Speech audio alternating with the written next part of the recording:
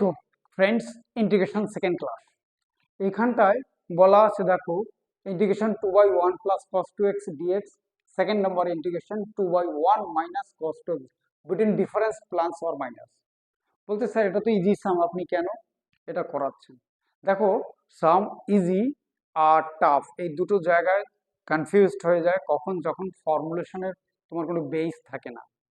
তো এইখানটায় একটা জিনিস সবসময় মাথায় রাখতে হবে যে 1 plus cos 2x equal to 2 cos square x, 1 minus cos 2x equal to 2 sin square x. এই যে দুটো ফর্মুলা, যদি বলো কোত্থেকে এসছে, cos a plus B, cos a মানে মাল্টিপল অ্যাঙ্গেলসের সাম, 11 ট্রিগোনোমেট্রিক্যাল চ্যাপ্টারের সাম। তো আমরা এখানে আসব যে ইন্টিগ্রেশন 2 বাই, এটা প্লাস ছিল 2 cos square x equal to dx, sorry equal to না ডিএক্স, 2 কেটে গেলে 1 by cos square integration sec square x dx.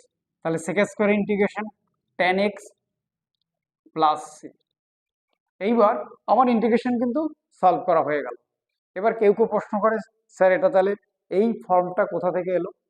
Directly আমরা জানি যে cos of 2x equal to cos square x minus sine square x. তাহলে আমরা এটা যদি লিখি cos স্কোয়ার এক্স আর এটা -1 প্লাস এটাকে 1 মাইনাস করলে cos স্কোয়ার এক্স হয়ে যাবে।